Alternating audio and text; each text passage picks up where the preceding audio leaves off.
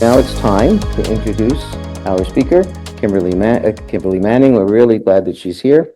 Her research focuses on gender and politics in Canada, but also very much in the People's Republic of China. But tonight she'll not be talking about China, with a particular interest in advocacy for Canadian parents of transgender children and youth. Analyzing the relationship between gender and political institutions through the lens of family ties. Kimberley has previously published in the Canadian Journal of Political Science, in Feminist Media Studies, in Gender and History, and in the China Quarterly, and is most recently the author of The Party Family, Revolutionary Attachments and the Gendered Origins of State Power in China. I'm sure if you want to ask about China during the question period, she'd be happy to talk about it, but it's not the topic tonight. So she's a professor of political science and women's studies at Concordia University, and recent research writing and teaching explores how feminist leadership practices can contribute to the creation of more equitable institutions. The title of the talk is Good Parenting: What Parent Advocates of Trans Kids Can Teach the Rest of Us. So please join me in welcoming Kimberley Manning. Thank you very, very much. I'd like to thank all of you who came out tonight. Okay, I'm just going to begin. Thank you again all for being here. And also, there's a bit of competition tonight. Some of you may know that the former Minister of the Environment is speaking at the University of Victoria as well, about her book, Running Like a Girl.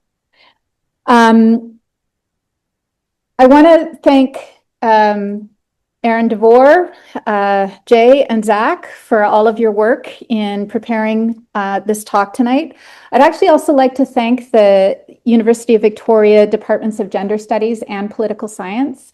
Both have hosted me over the last few years and have enabled me to spend a lot of time here doing some of my research. So I really want to acknowledge that.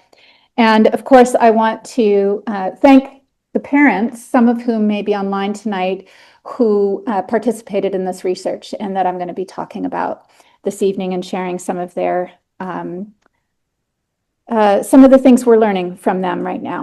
I wanted to start with the territorial acknowledgement. One of the things I think is important and gives meaning to territorial acknowledgements is to connect the work that we're doing and the work that I'm presenting to you today. And so before I move into talking about the parents that participated in this research, I'd like us to hear from Chief Robert Joseph, who's a hereditary chief of the Gwawanuk people, and has also played a really big role in terms of as an ambassador for Reconciliation Canada, and many other roles.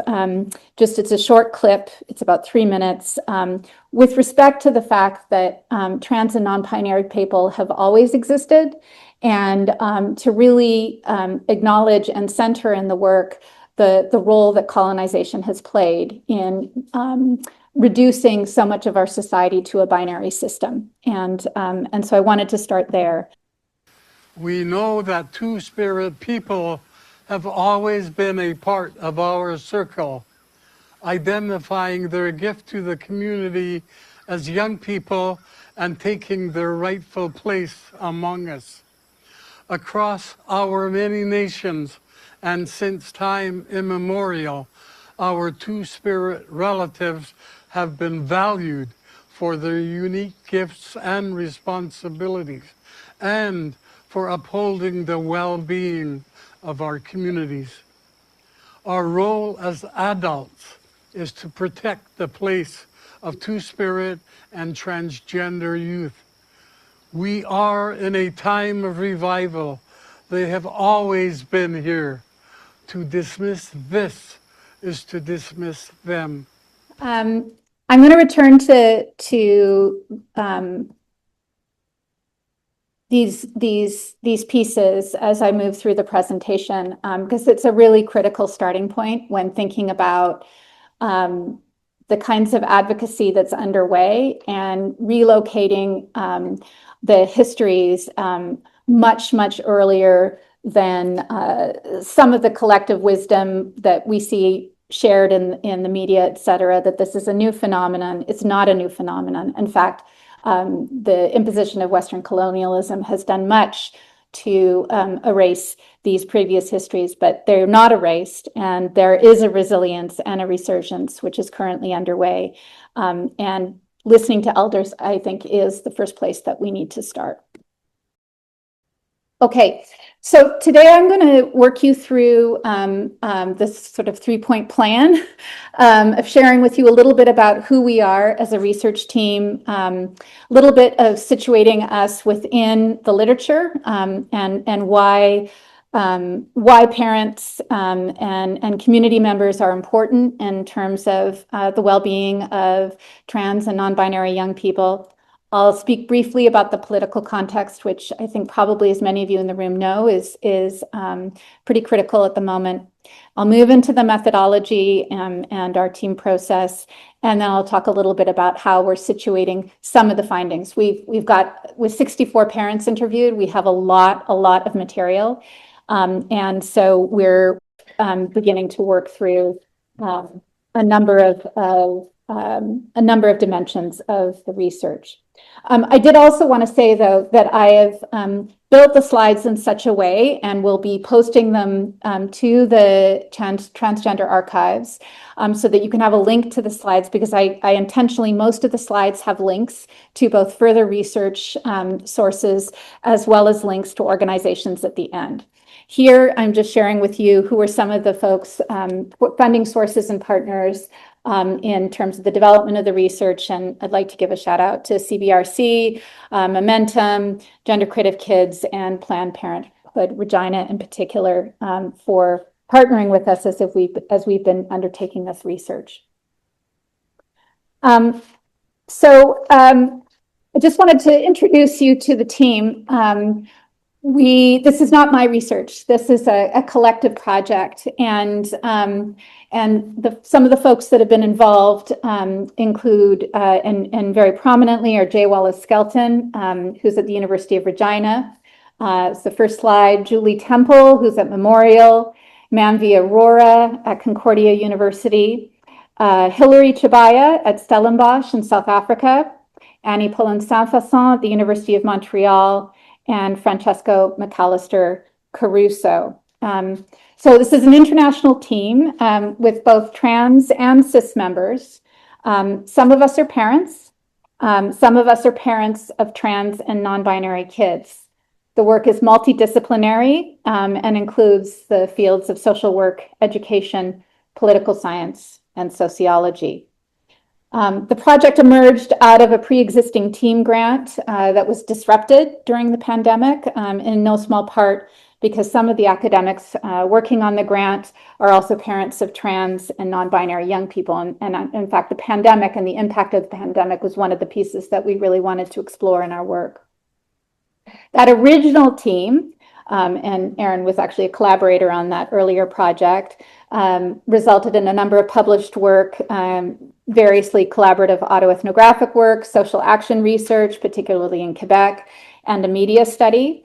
But my personal commitment had been to undertake interviews with parent advocates, and we began to build that out in spring 2022.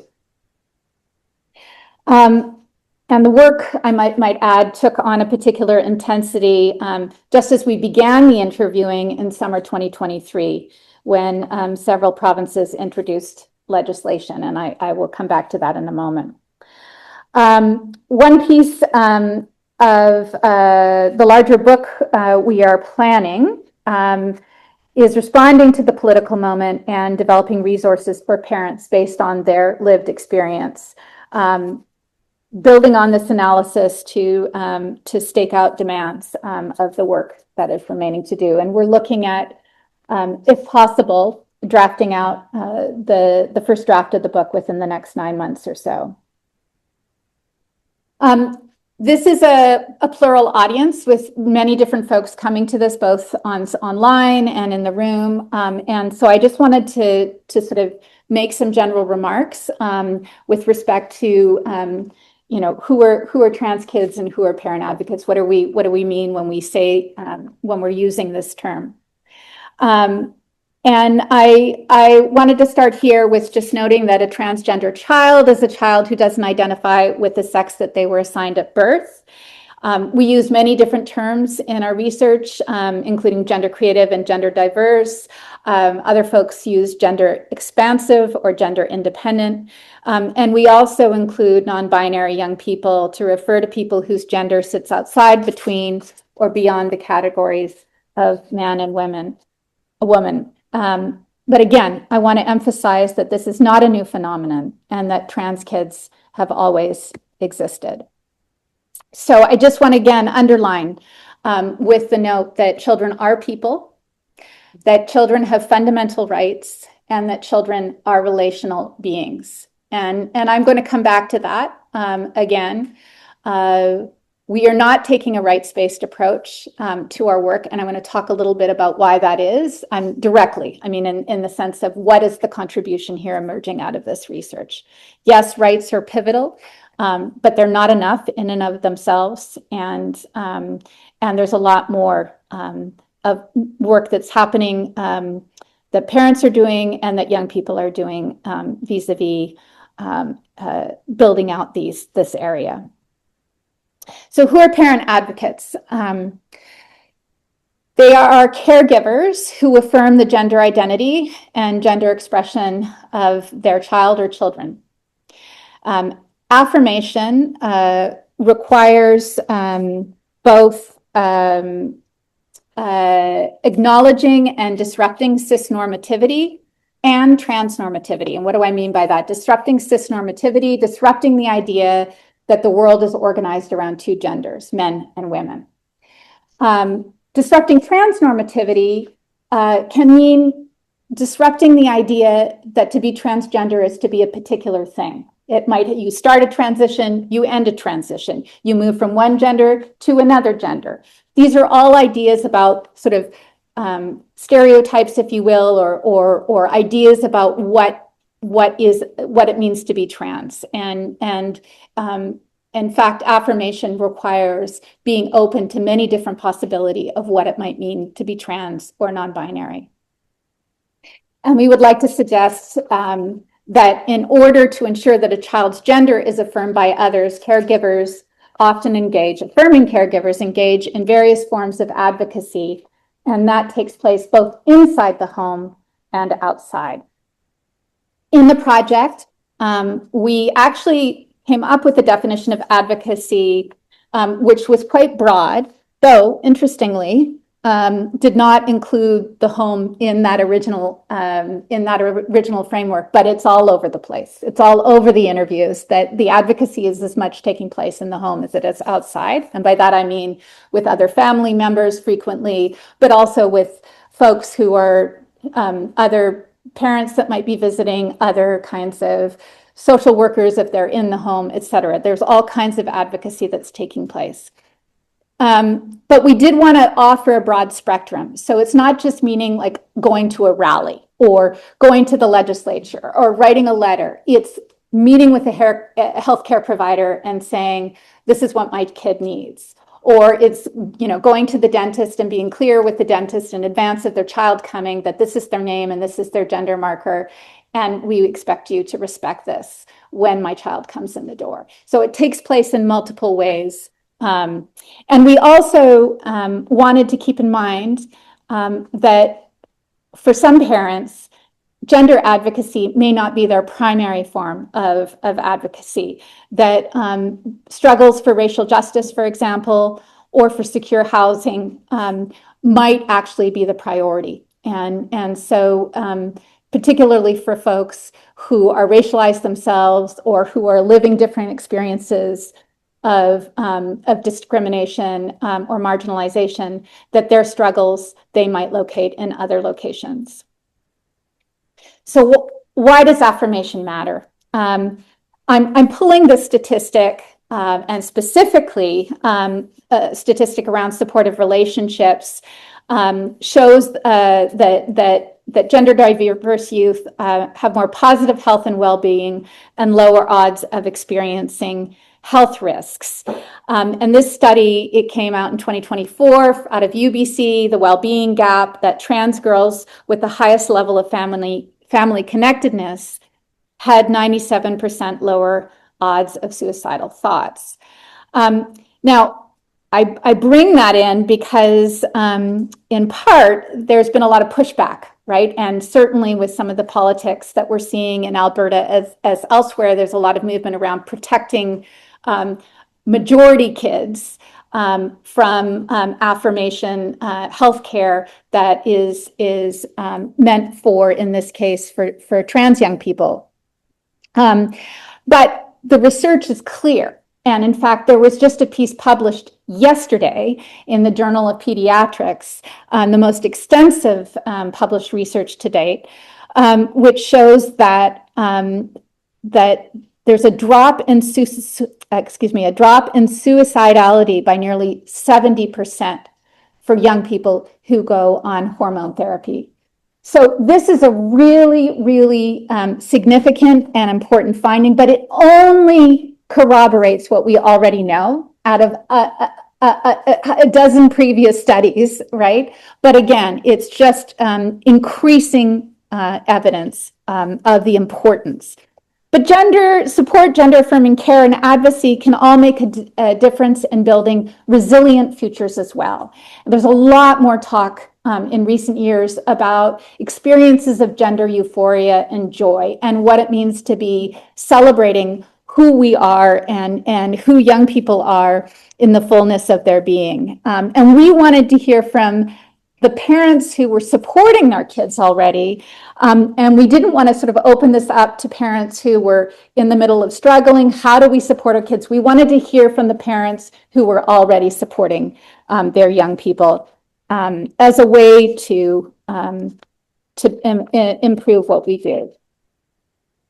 So why affirmation matters? So I just wanted to pull in here, again, school environments matter as well, right? Those of you in the audience who are teachers, you likely know this, but just to affirm, and this is from a study, the Trevor Project, which has interviewed over 18,000 LGBTQ young people in the States, or not interviewed, but surveyed, that more than half found that found their school to be gender affirming, had lower rates of attempting suicide. But again, I want to shift that statistic over to this beautiful drawing that's published as part of J. Wallace Skelton's research, and I've got the citation below the slide. And that this is a drawing that a child did for their research about what a young child, a 6 or 7-year-old child, about what they would like a school to look like, right?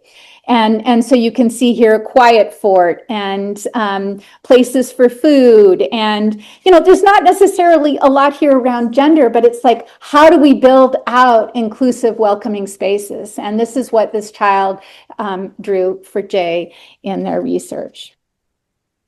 And I'll just note that,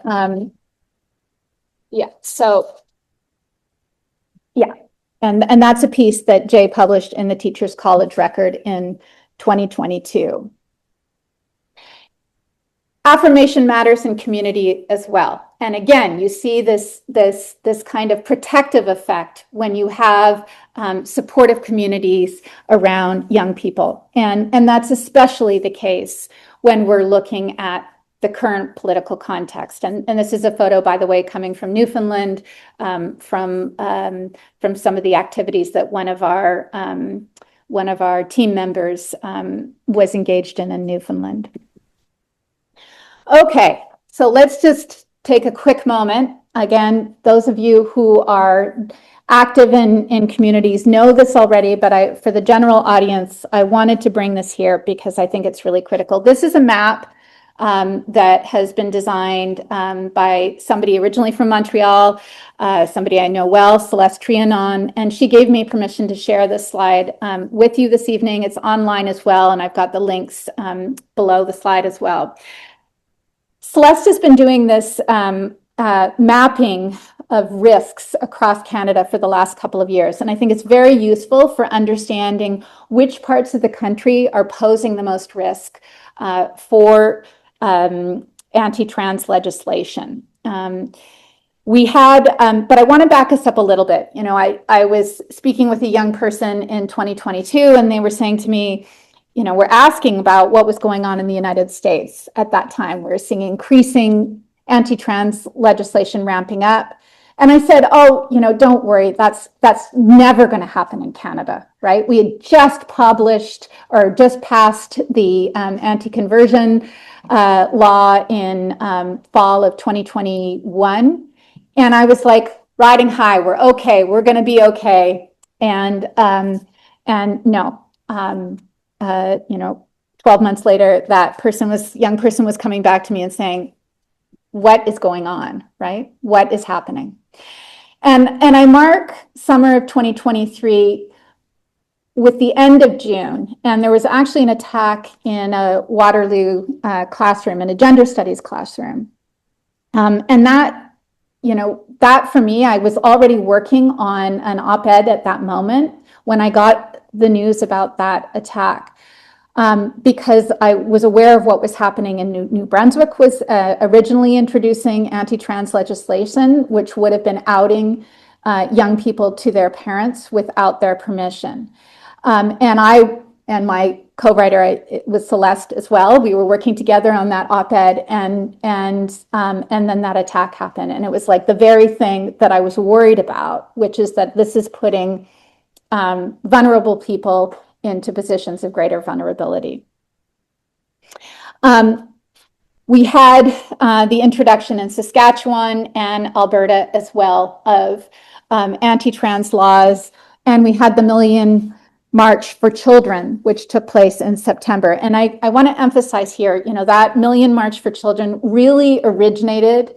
This is a parental rights movement really coming out of the United States and very much reflective of a white Christian nationalism, parental rights movement, largely led by white women who are advocating for greater control of what's happening in schools and really shutting down any gender affirming kinds of education, and also limiting discussions around sexuality as well, and sex education. And in Canada, we saw that materializing as strong attacks on SOGI, or the SOGI model, sexual orientation, gender identity materials. So again, as some of you might know, Saskatchewan now has a law on the books forcing teachers to disclose if a child wants to change their name and/or pronouns at school. Gratefully, New Brunswick was, the government at the time was voted out, and that legislation has been repealed.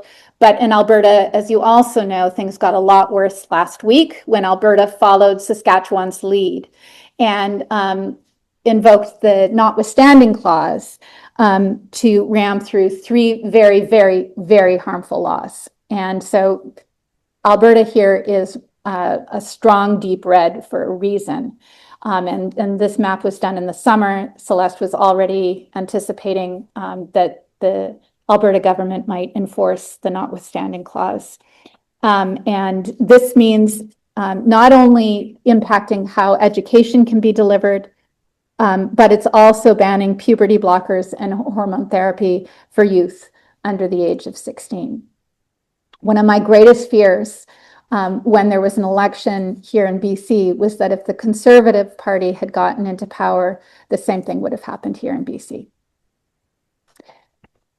So this is a chilling and really challenging moment, but is one of the reasons why we, as we were launching the research, why we felt like we really wanted to ensure that we're hearing from parents.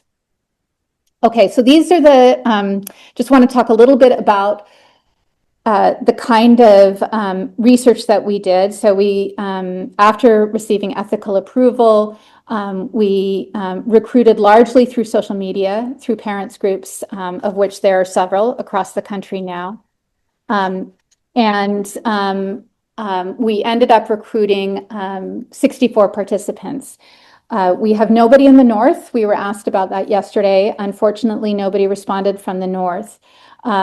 We do have a fairly good distribution across the country, and we have quite a pronounced participation in Quebec. So we have about 30% of our interviews were conducted in French. The pace has been a little bit slower, I think, than all of us would have liked. One of the challenges we ran into in the spring of 2024 was that new privacy laws meant that the ability to use certain transcription services and to use sort of qualitative coding software required jumping through a whole bunch of hoops. So we already had ethical approval, but the new privacy laws are imposing all kinds of constraints, and anyway, bureaucracy, it took 6 months to get all of that, all of those hoops cleared. I want to talk a little bit before I get into the research itself to talk about the actual participants. And the fact that a little over 90% of the participants are white. And that's significant because I really want to be very clear that the findings I'm sharing are coming primarily from white middle-class parents who are cisgender women, okay? And I'll come back to that in a moment. But I want to say that's not because there aren't parents of color, racialized parents who are advocating for their kids. There are lots of racialized parents advocating for their kids. And as some of you will know, they're also contending directly with white supremacy in all of its ways. So not just contending with transphobia, but how those things are interacting. And that's critical because that means that they have to find ways to survive multiple forms of oppression simultaneously. And it's also critical because it can mean that what their advocacy is going to look like may look different and show up differently in different ways in community, with different language, with different kinds of support services, and ways of supporting one another. So I've put up here a couple of citations. There's some really new research out as of 2024 that's been done with parents of racialized kids, and one of which I'm quoting from here. And I'd like to say also that that while we tried to recruit and to have a broad basis of participation in the study, we were primarily a white research team when we started, right? And that factor, plus the fact that online, primarily white parent spaces and social media aren't necessarily going to be where those parents are going to look for support. That's not necessarily going to be a safe community for them. I'd also like to share some recent research by one of our team members in another project, Annie Poulin-Saint-Vincent, who's done survey work with 91 Two-Spirit trans and queer folks across the country, all Indigenous, and they're looking at what they call emerging adults. So I think the age is from 16 to 29. That one of their most important findings, and this is research that was again just published last year, is that those Indigenous young people experience greater discrimination from white folks than non-white folks. Right? And more discrimination from non-white folks than other folks that they may be living with in community. So the greatest amount of discrimination that they're experiencing isn't gender related. It's related to racism. Okay? So just pulling this in. And that when parents, racialized parents are in these research studies, that they're really offering counter what Marx, Pina, McCurdy, and Meyer call a counter storytelling, a counter narrative that centers the voices and experiences of transgender expansive youth of color, and offers, I think, an important, really important counter to what has been research that's very much focused to date, not just in our study, but in many of the studies with parents to date that are white majority. So I also mentioned the majority of our participants who participated, cisgender women. Most were non-religious, only 4 Christians participated in our sample, but the vast majority non-religious or atheist. And then again, I mentioned that 30% of the interviews were conducted in French. So we had some coming from Ontario, but the vast majority coming from Quebec. Okay, so just a moment to talk a little bit about the community that's been a part of doing this research. Has been quite extraordinary. First of all, I want to acknowledge that Hillary, Francesco, and Jay were responsible for doing the interviewing, and that was beginning in 2023, across to 2024. But that the coding has been done by Jay, myself, Julie, Fran, and Manvi. And when we began that coding, which was just a little over a year ago, we first started off in person, and then we committed to meeting online every week, usually for about 2 to sometimes 3 hours to code together. So we've undertaken very much a collaborative methodology for data analysis. What you're seeing in front of you is a coding pattern. We used a software called Quirkos, which allowed us to begin to identify and build out a kind of coding tree, if you will, but in this way that creates sort of bubbles around themes, which has been really a productive way for us to work. We've also cross-coded, so all of us have been responsible for coding, and then another person checks the codes, right? But beyond the actual collaborative nature of the doing the research, getting the research done, there's been a really protective dimension of the research for us as a team, insofar as we are all in various ways engaged in advocacy work. And during this political moment in particular, we have an opportunity to meet weekly, in a sense, with the group and say, this is what's going on at my institution. This is what I'm dealing with and trying to move ahead in my province. And it provides a way for us to feel a sense of being in community actually across the country at the same time that we're reading from and frequently gaining a sense of solidarity with the parents with whom whose interviews that we're coding. So there's been this sort of multiplying effect. Okay, so now I want to just talk a little bit about the findings, finally getting to the parenting practices and kind of what it means to be parenting in a way. What is it that parents of parent advocates of trans kids might have to share with the rest of us? And again, keeping in mind the very that this group of parents is very specific and that they're white, female, primarily cisgender, women, middle class. So parent number 6, all of the interviews, of course, are confidential in terms of name and location. They say, this has been the greatest privilege of my life. It's not always easy, but we have an incredibly close relationship. In order to advocate, I've had to say, what do you need? And I've had to go and fix it. What an actionable demonstration of love. And I think it has been so rewarding to watch him.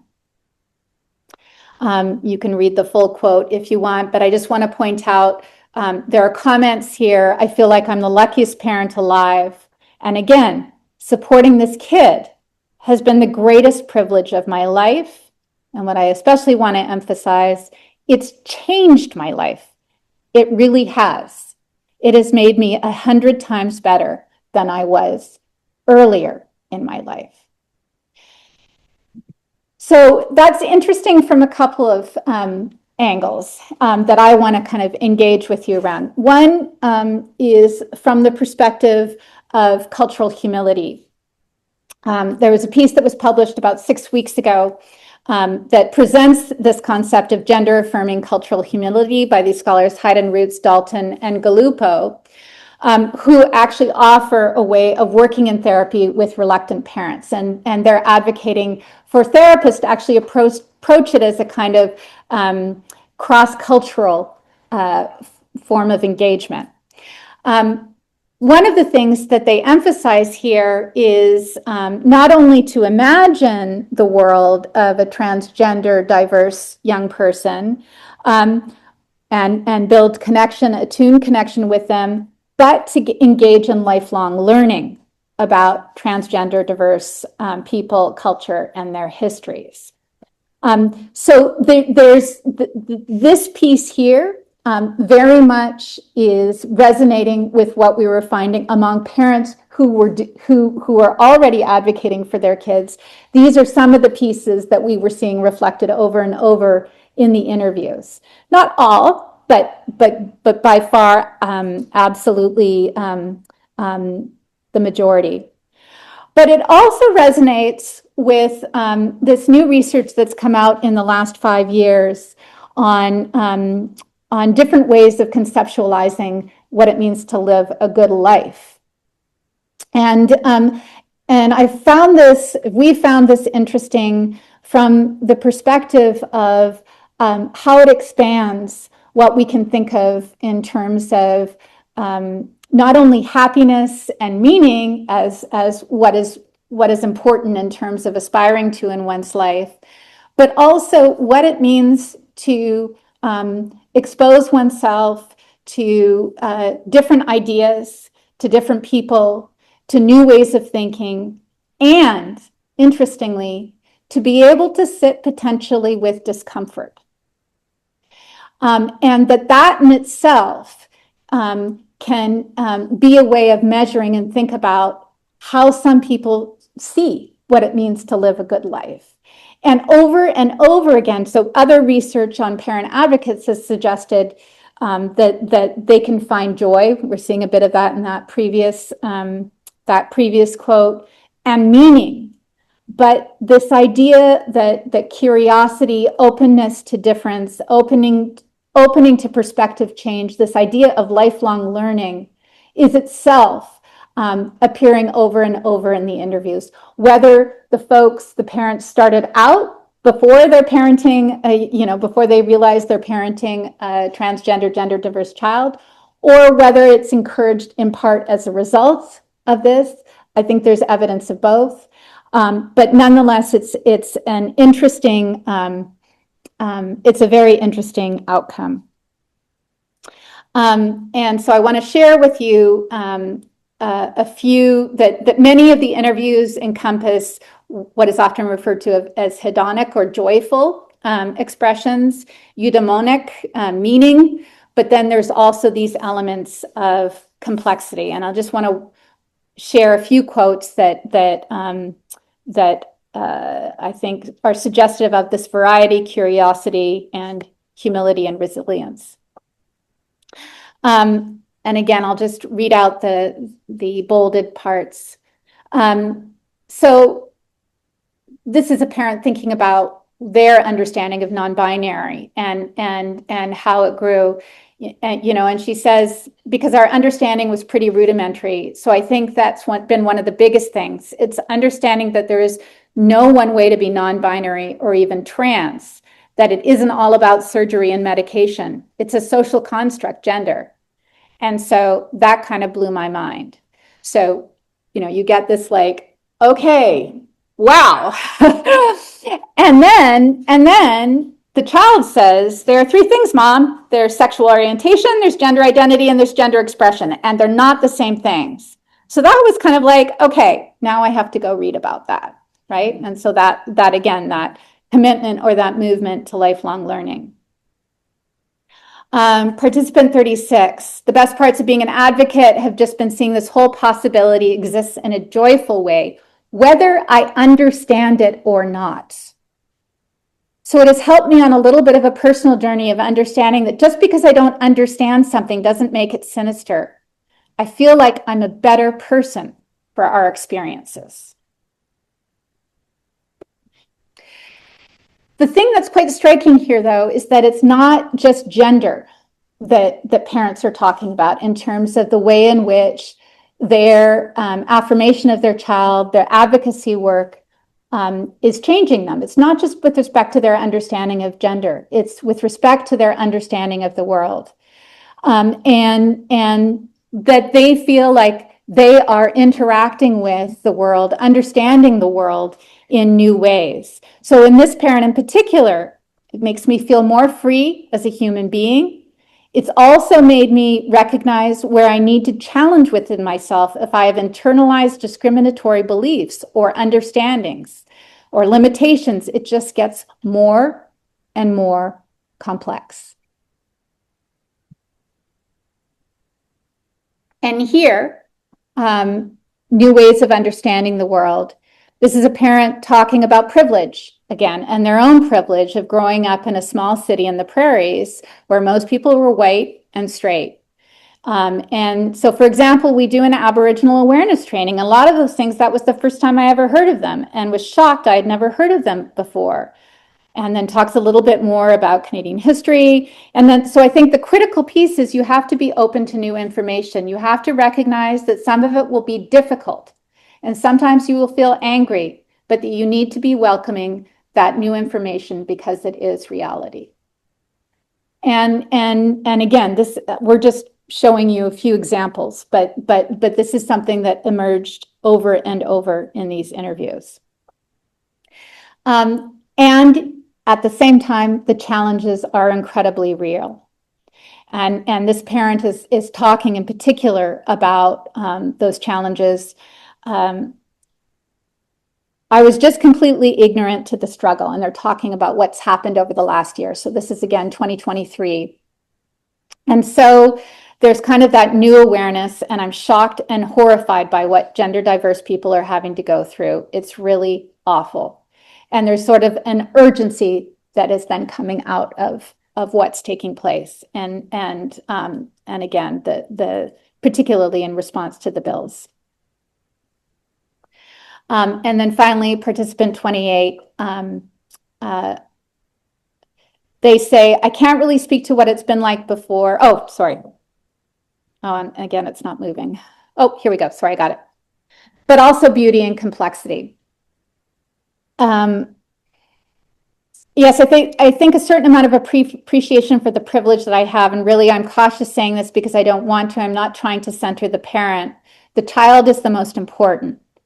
And in saying that, I think I've developed an appreciation for how hard it is to be a parent. I mean, you think it's hard on a certain level, and it's a million times more complicated than that. And it's terrifying, and it's beautiful.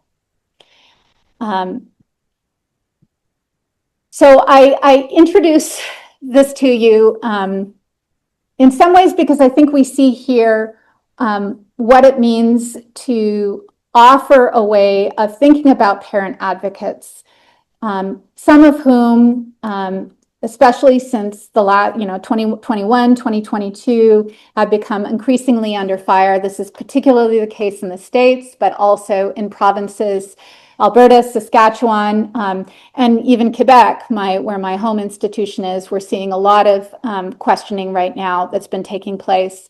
And parent advocates,